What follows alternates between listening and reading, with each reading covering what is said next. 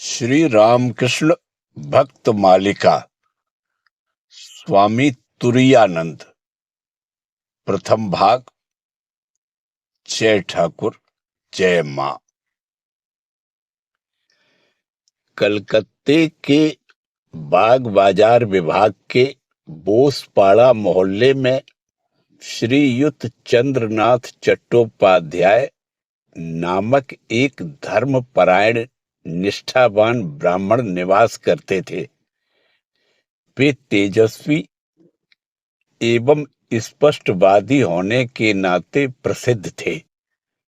उनका नाड़ी ज्ञान असाधारण था, इसीलिए मरणासन्न वृद्ध तथा वृद्धाएं उन्हें कह सकते थे, अंतिम समय हमें न भूलना और ऐसी व्यवस्था करना कि हमारा यह अस्थि पंजर गंगा जी में विसर्जित हो। उन दिनों बंगाल की प्रचलित प्रथा के अनुसार मरणासन्न व्यक्ति को गंगा किनारे ले जाया जाता था तथा मृत्यु का क्षण निकट आते ही उनके शरीर का कुछ भाग गंगा जी में डुबोकर रखा जाता था। इस प्रकार मृत्यु को गंगा प्राप्ति कहते हैं तथा उसे मुक्तिप्रद माना जाता है। धर्म प्राण व्यक्ति इस प्रकार की मृत्यु की आकांक्षा रखते थे।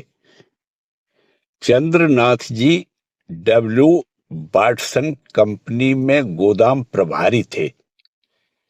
इस साधारण सी आमदनी में ही वे अपनी सहधर्मिणी प्रसन्नमयी के साथ आनंद पूर्वक जीवन यापन करते थे। महेंद्रनाथ, उपेंद्रनाथ तथा हरिनाथ नामक उनके 3 पुत्र थे। उनकी कन्याओं में सबसे बड़ी को छोड़कर शेष सभी अकाल ही काल कलवित हो गई थी। ये हरिनाथ ही आगे चलकर हमारे स्वामी तुरायानंद हुए। इनका जन्म 3 जनवरी 1863 ईस्वी शनिवार पौष शुक्ला चतुर्दशी मृगशिरा नक्षत्र 9 बजे को हुआ था। जन्म कुंडली से ज्ञात हुआ कि हरिनाथ विद्वान, तपोनिष्ठ, स्वधर्मपरायण सन्यासी होंगे। बालक के जन्म पर चंद्रनाथ के ताऊजी ने कहा था, कृष्ण आए हैं। हरि का प्रसादी पुत्र मानकर चंद्रनाथ ने जातक का नाम हरिनाथ रखा। हरिनाथ जब केवल 3 वर्ष के थे तभी उन पर अचानक एक पागल सियार ने आक्रमण कर दिया। मां प्रसन्नमयी ने शिशु की रक्षा का दूसरा कोई उपाय न देखकर उसे दोनों हाथों से ऊपर उठाए रखा। इस प्रकार संतान की तो रक्षा हो गई, पर सियार के काट लेने से मां का शीघ्र ही देहांत हो गया। इसके बाद से हरिनाथ के लालन पालन का भार बड़ी भाभी के ऊपर पड़ा। महेंद्रनाथ हरिनाथ से 20 वर्ष तथा उपेंद्रनाथ से 10 वर्ष बड़े थे। स्नेह परायण तथा कोमल चित भाभी के लाड़ दुलार से हरिनाथ मां का अभाव यद्यप बहुत कुछ भूल गए, पर इस शून्यता ने उनकी किशोरावस्था में अज्ञात रूप से कुछ परिवर्तन ला दिया।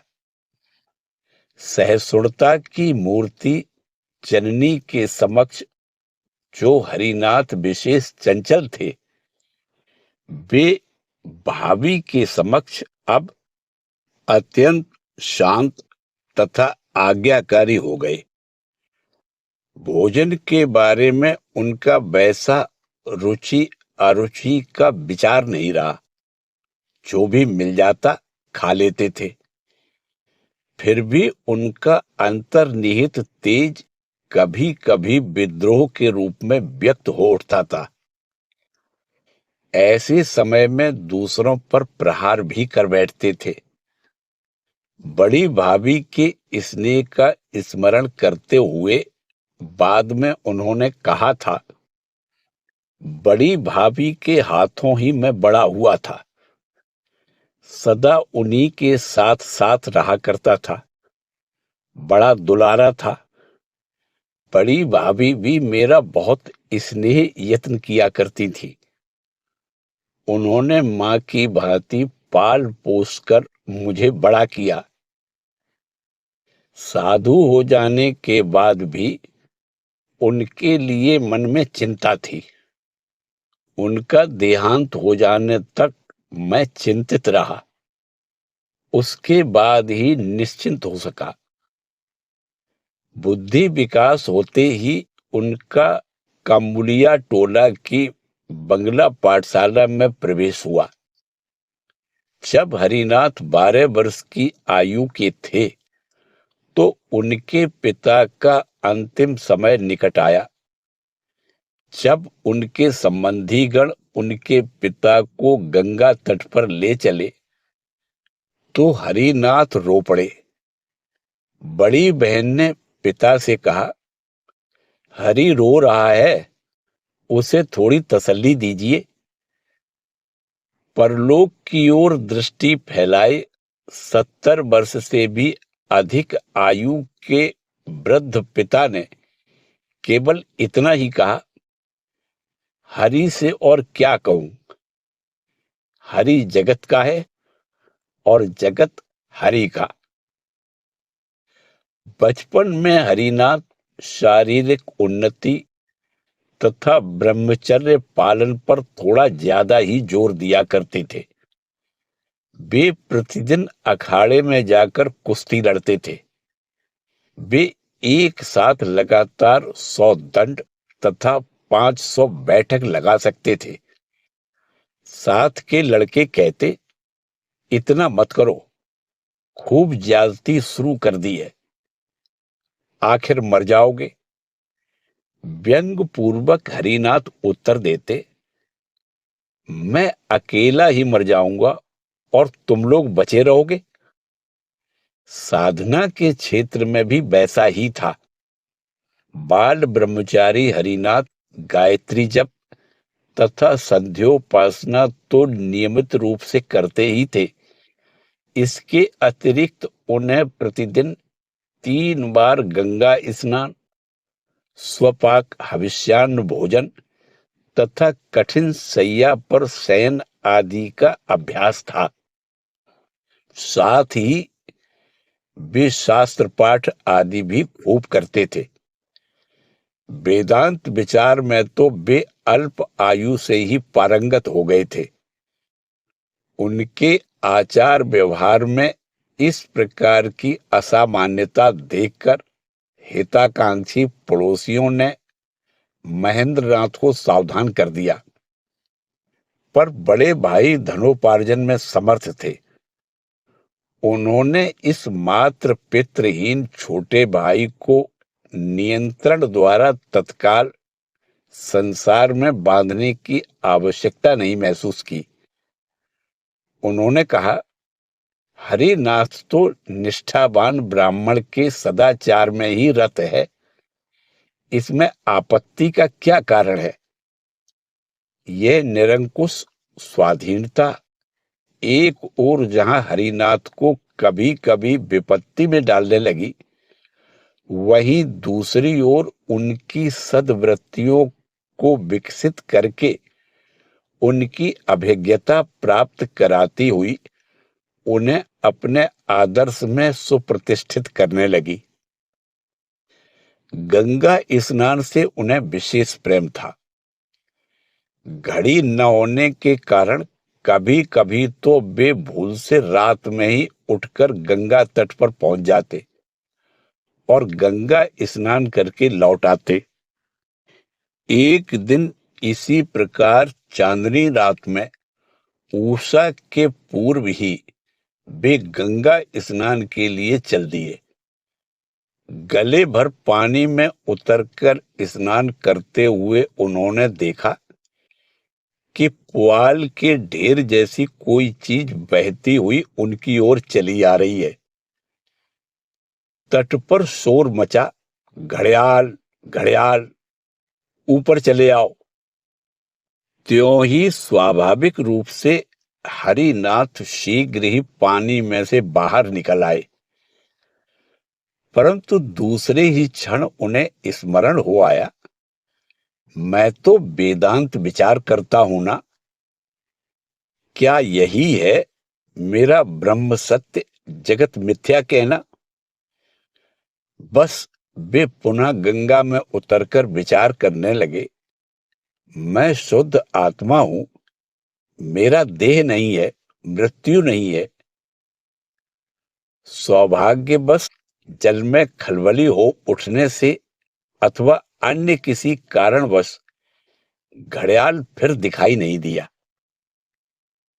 आचार निष्ठ होने पर भी हरिनाथ गुणग्राही थे।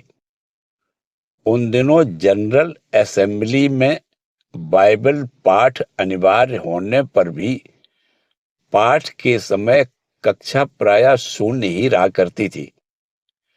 पर हरिनाथ अपने हाथ से नारायण की पूजा करके विद्यालय में पहुंचकर श्रद्धा पूर्वक बाइबल का पाठ सुना करते थे। कविवर सुरेंद्रनाथ मजूमदार का महिला काव्य तथा तुलसीदास की दोहावली उन्हें कंठस्थ थी। संध्या समय गंगा तट पर बैठकर वे महिला काव्य से माता के अंश की अथवा दोहावली की अविच्छिन्न आवृत्ति करते रहते थे, जिससे सांध्य किरणोद्भासित पवित्र गंगा तट पर एक अपूर्व आध्यात्मिक वातावरण की सृष्टि हो जाती थी। पिता के देहावसान के पश्चात भोजन आदि के बारे में हरिनाथ की कठोरता क्रमशः बढ़ती जा रही थी, परंतु शरीर के सहन कर पाने की भी तो कोई सीमा है। शीघ्र ही उन्हें आमातिसार हो गया और घर के लोगों के बहुत कहने सुनने पर उन्हें इस विषय में थोड़ा शिथिल होना पड़ा। इस प्रकार बाहर की कठोरता कुछ मंद हो जाने पर भी एक घटना ने उनके अंतर के वैराग्य को और भी तीव्र कर दिया। प्रियनाथ तथा केदारनाथ नाम के उनके दो चचेरे भाई थे, जो उन्हें विशेष प्रिय थे। केदारनाथ का कम उम्र में ही हैजे से देहांत हो गया। हरिनाथ ने खड़े खड़े सारा दृश्य देखा। मानव जीवन कितना क्षणभंगुर है तथा मृत्यु के सम्मुख मानव के सारे प्रयास, स्नेह के सारे आकर्षण कितने व्यर्थ हैं। इस घटना के कुछ दिन बाद ही चितपुर के सर्वमंगला के मंदिर में एक वाक सिद्ध साधु का आगमन हुआ। अपने बाल मित्र गंगाधर अर्थात स्वामी अखंडानंद के साथ हरिनाथ प्रायः वहां जाते थे, परंतु इन साधु के समक्ष अन्य सकाम दर्शकों के समान कोई भी प्रार्थना व्यक्त न करते हुए वे चुपचाप बैठे रहते थे। एक दिन साधु का ध्यान इस ओर गया और उन्होंने हरिनाथ से पूछा, तुम आते जाते हो पर मांगते कुछ नहीं, तुम्हें क्या चाहिए? हरिनाथ ने उत्तर दिया, साधन भजन और भगवत प्राप्ति। साधु ने आनंद विभोर होकर कहा, वाह वाह, तुम्हारा होगा, पर अभी नहीं, थोड़ी देर है। इस समय घर में रहकर साधन करो। हरिनाथ साधु का आदेश शिरोधार्य करते हुए घर ही में रहकर साधन भजन में मग्न हो गए। उन दिनों हरिनाथ के मन में धर्म पिपासा जगी हुई थी। यथार्थ धर्म की खोज में वे सर्वत्र घूम रहे थे। ऐसे समय मोहल्ले में खबर फैली कि परमहंस श्री रामकृष्ण देव दीननाथ बोस के मकान पर आ रहे हैं। सुनकर वे गंगाधर के साथ वहां जा पहुंचे। हरिनाथ की उम्र उस समय 13 या 14 वर्ष की रही होगी। उनके श्री रामकृष्ण देव के प्रथम दर्शन का वर्णन उनके एक पत्र में मिलता है। उन दिनों ठाकुर का केशव चंद्र के साथ नया नया परिचय हुआ था। हरिनाथ और गंगाधर ने वहां जाकर देखा कि एक बलिष्ठ व्यक्ति अन्य एक संज्ञा रहित अति कृशकाय व्यक्ति को सहारा देते हुए गाड़ी पर से उतार रहे हैं। दूसरे व्यक्ति की मुख कांति तथा अंग के लक्षण शास्त्रों में वर्णित सुखदेव के समान थे। सहारा देकर उन्हें ऊपर लाया गया। बाद में उनकी चेतना लौटी और उन्होंने अपने मधुर कंठ से यशोदा तुम्हें नीलमणि कहकर नचाया करती थी आदि भजन गाया तथा काफी देर तक परमार्थ चर्चा की। इसके पश्चात हरिनाथ और भी 2-3 वर्ष तक पूर्ववत ही साधन भजन में डूबे रहे। उन्होंने विवाह न करने का भी निश्चय कर लिया था। विवाह संबंध के लिए यदि कोई आता तो उनके मुख से वैराग्य की बातें सुनकर वह उल्टे पांव वापस लौट जाता। अब पढ़ने लिखने में भी उनका मन वैसा नहीं लगता था। प्रवेशिका परीक्षा में वे नहीं बैठे। पूछने पर केवल इतना ही कहा, अंग्रेजी विद्या सीखकर क्या होगा। दीननाथ बोस के मकान पर प्रथम दर्शन के 2-3 वर्ष बाद संभवतः 1879 या 1880 ईस्वी में हरिनाथ ने दक्षिणेश्वर आना जाना प्रारंभ किया। ठाकुर ने उनसे छुट्टी के दिनों को छोड़कर अन्य दिन आने को कहा था। इसके अतिरिक्त ठाकुर को ज्ञात हो गया था कि हरिनाथ अद्वैत विचार किया करते हैं तथा राम गीता उनकी प्रिय पुस्तक है। ठाकुर उन्हें इस शुष्क ज्ञान मार्ग से ज्ञान मिश्रित भक्ति मार्ग पर किस प्रकार ले आए, इसका विवरण हम लीला प्रसंग ग्रंथ से उद्धृत करते हैं। हमारे एक मित्र किसी समय वेदांत चर्चा में विशेष रूप से संलग्न थे। श्री रामकृष्ण देव उस समय विद्यमान थे और उनके आकुमार ब्रह्मचर्य, भक्ति, निष्ठा आदि के लिए उन्हें विशेष प्यार करते। वेदांत चर्चा तथा ध्यान भजन आदि में निविष्ट हो जाने के फलस्वरूप हमारे वे मित्र जिस प्रकार पहले श्री रामकृष्ण देव के समीप आया जाया करते थे, वैसा बाद में कुछ दिन वे नहीं कर सके। श्री रामकृष्ण देव की तीक्ष्ण दृष्टि से यह बात छिपी नहीं रही। इन मित्र के साथ प्रायः आने वाले किसी व्यक्ति को एक दिन दक्षिणेश्वर में अकेला देखकर श्री रामकृष्ण देव ने उनसे पूछा, अरे तुम अकेले कैसे? वह नहीं आया? उन्होंने उत्तर दिया, महाराज, आजकल वह वेदांत चर्चा में लगा हुआ है, दिन रात पठन तथा विचार विमर्श में निमग्न है। अतः समय नष्ट न हो, इसी भावना से संभवतः वह नहीं आया है। यह सुनकर श्री रामकृष्ण देव ने और अधिक कुछ नहीं कहा।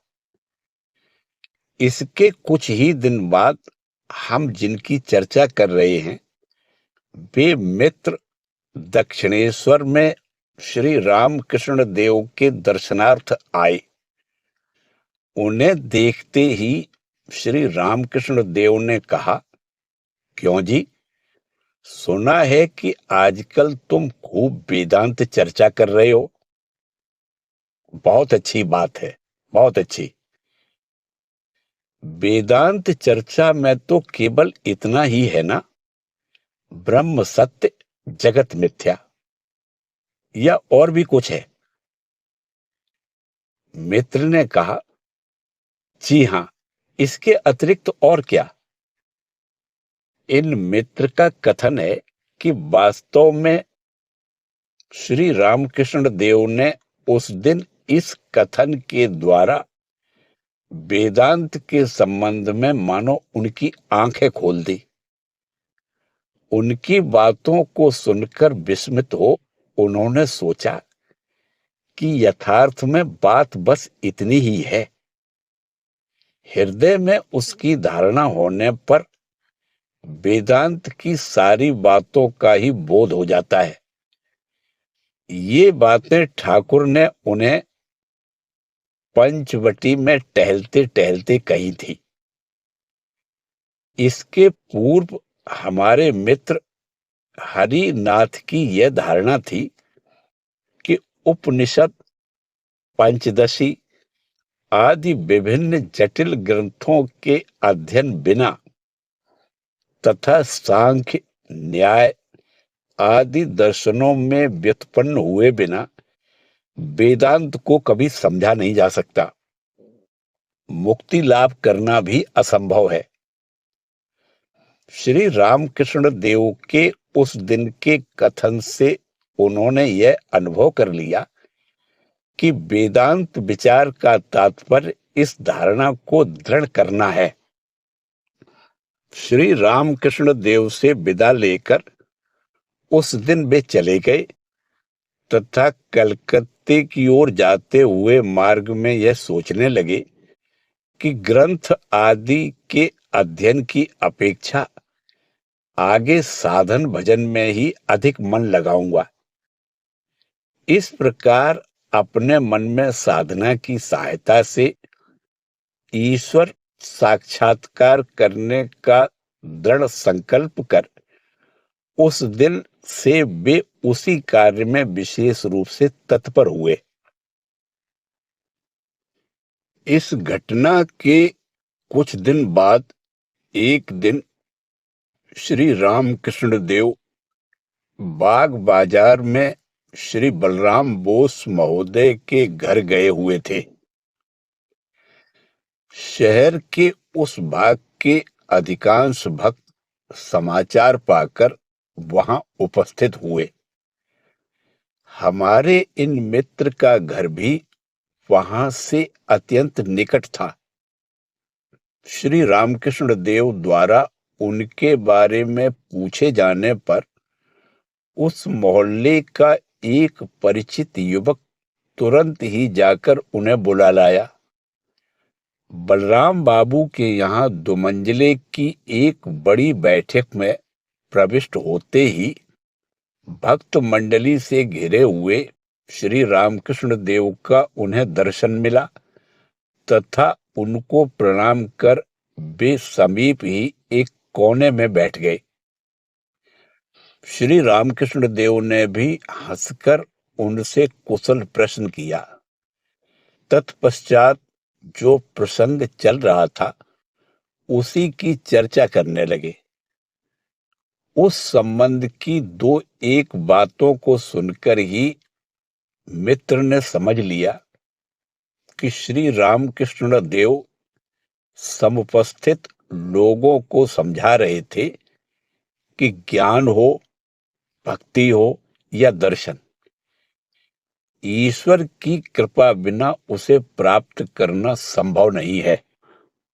सुनते सुनते उनके मन में यह बात उदित हुई कि उनकी भ्रमात्मक धारणा को दूर करने के निमित्त ही मानो उन्होंने उस दिन उस प्रसंग को उठाया था।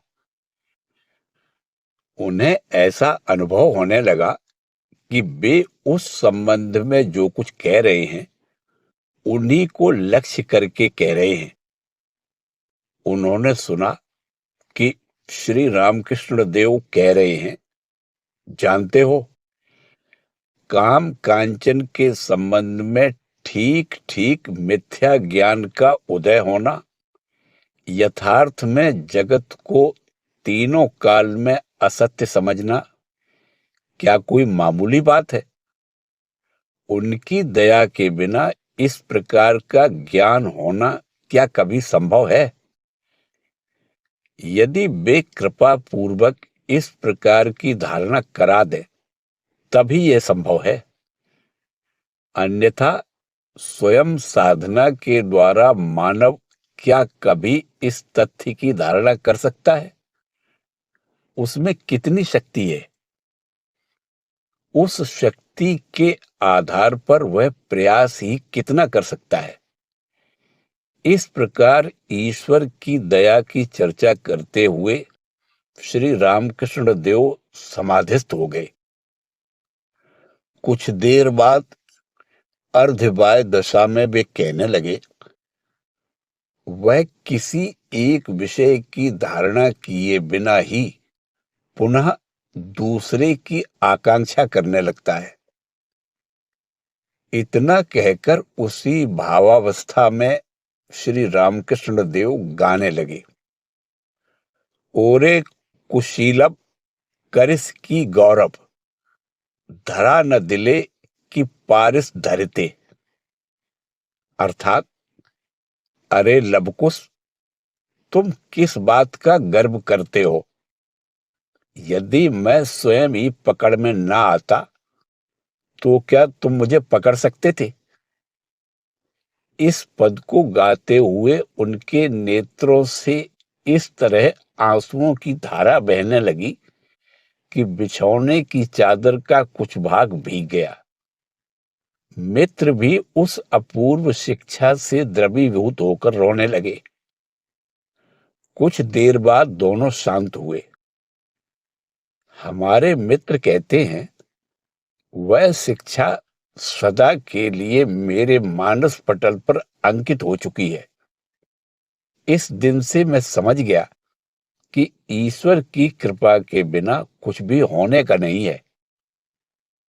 हरिनाथ ने एक दिन ठाकुर से प्रश्न किया, महाराज, काम पूरी तौर से कैसे जा सकता है?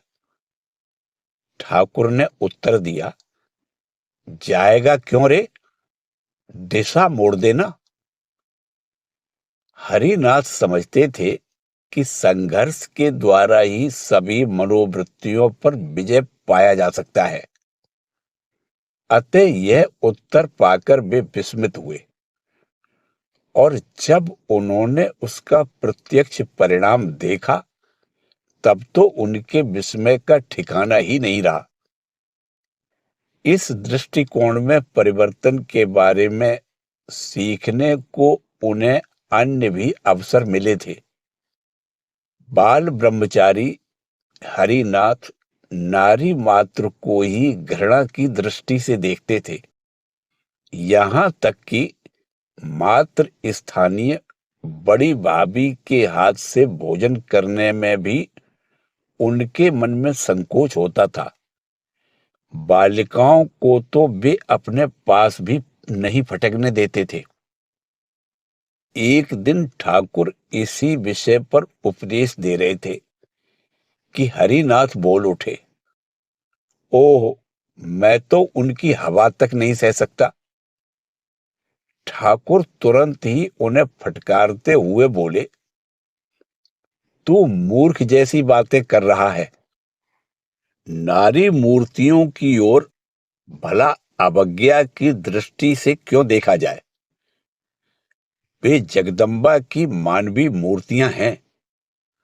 उन्हें माता के समान देखना तथा सम्मान देना, उनके प्रभाव से मुक्त होने का यही उपाय है। ऐसा न करके तो उनकी जितनी अवज्ञा करेगा, उतना ही उनके फंदे में फंसेगा।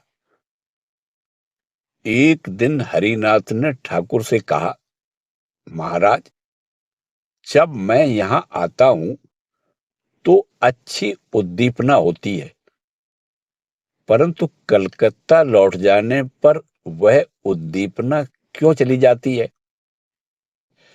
ठाकुर ने शिष्य के मन में अगाध विश्वास उत्पन्न करते हुए स्नेह युक्त वाणी में कहा, ऐसा कैसे हो सकता है?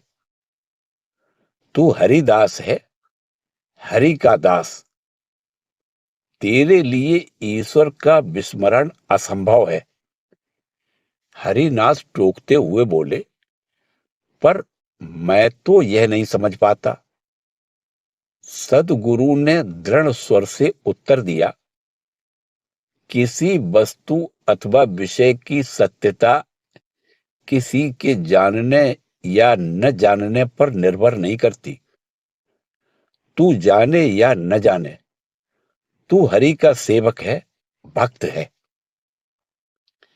हरिनाथ जानते थे कि मुक्ति या निर्वाण लाभ ही जीवन का एकमात्र उद्देश्य है। ठाकुर ने उनके इस एकांगी भाव को दूर करके उनके मन को और भी उदार भावों से पूर्ण कर दिया।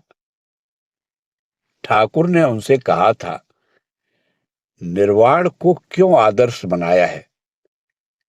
निर्वाण से भी ऊंची अवस्था है और उसे प्राप्त भी किया जा सकता है।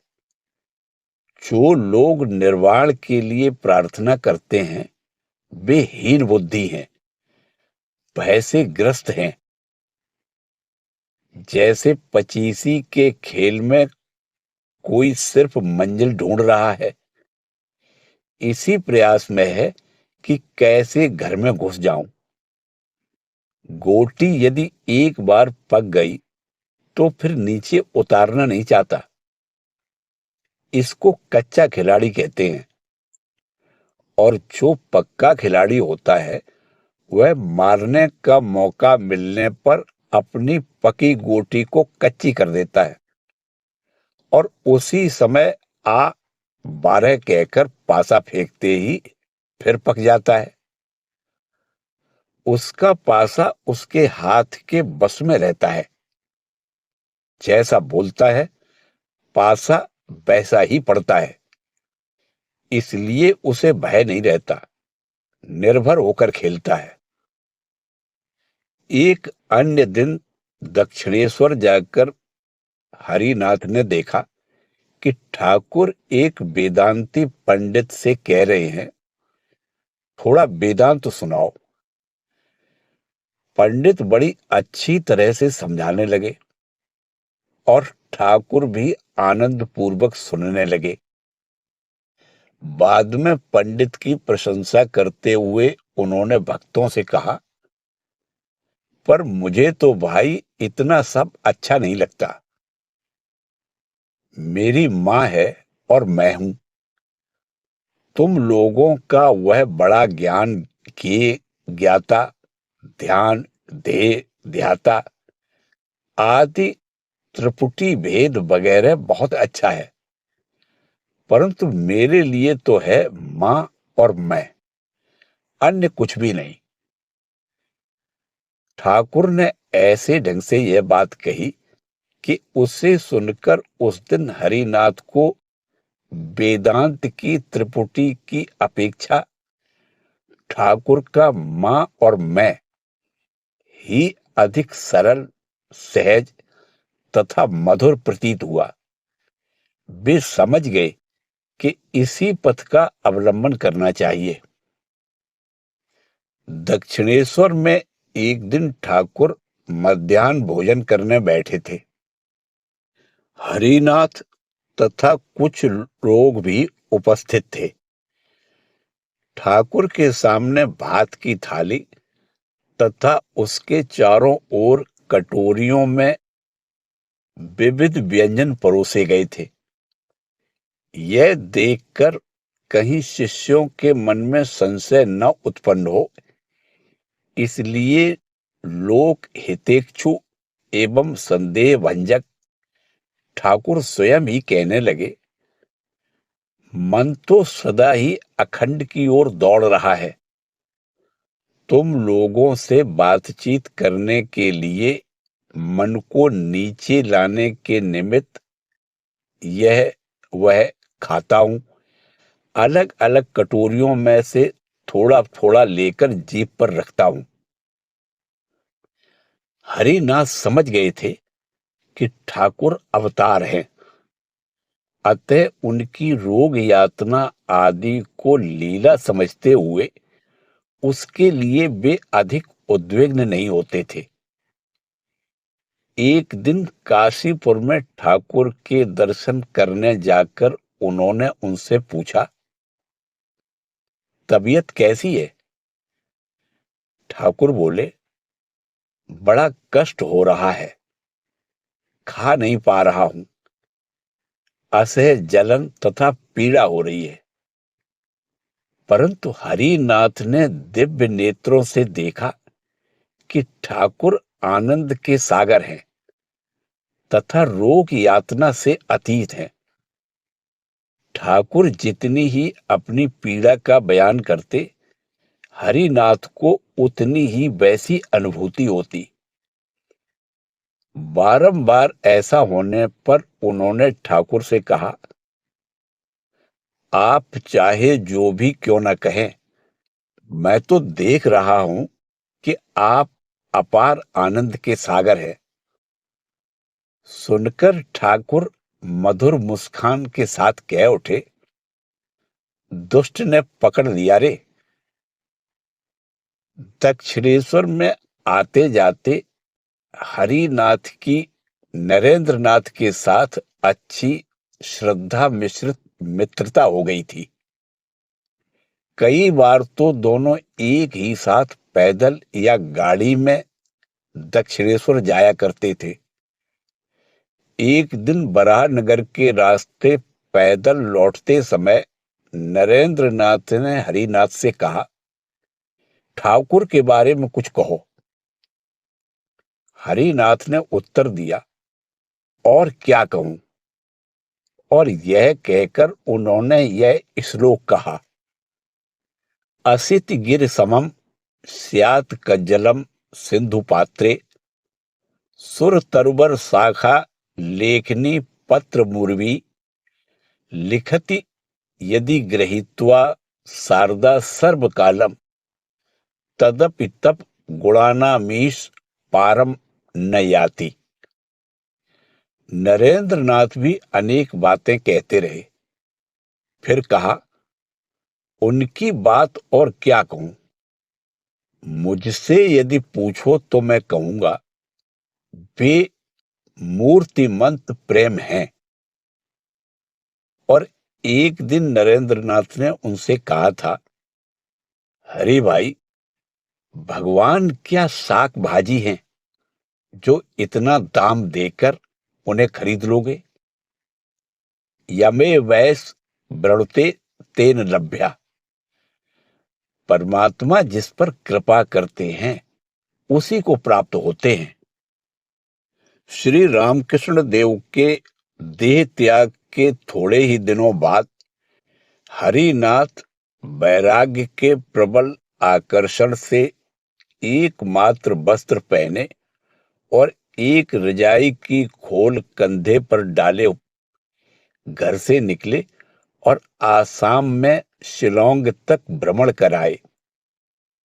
तदुपरांत 24 वर्ष की आयु में 1887 ईस्वी में वे बराहनगर मठ में सम्मिलित हुए तथा संन्यास ग्रहण के पश्चात स्वामी तुरायानंद के नाम से प्रसिद्ध हुए।